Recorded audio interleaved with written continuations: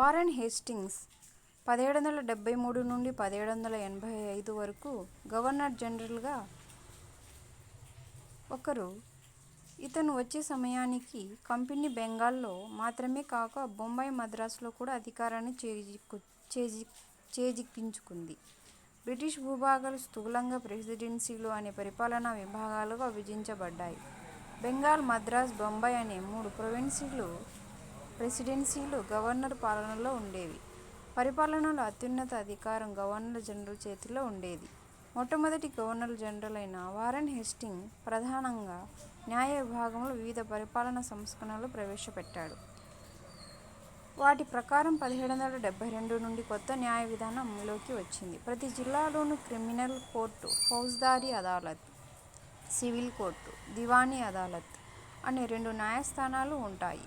మౌల్వీలు, హిందూ పండితులు సివిల్ కోర్టులను నిర్వహించే యూరోపియన్ కలెక్టర్ల కొరకు న్యాయ చట్టాలకు భాష్యం చెప్పేవారు. క్రిమినల్ కోర్టు ఇప్పుడు కూడా క్వాజీ లేదా ముఫ్తీ ఆధీనంలోనే ఉంటూ కలెక్టర్ల పర్యవేక్షణ క్రింద పనిచేసేవి.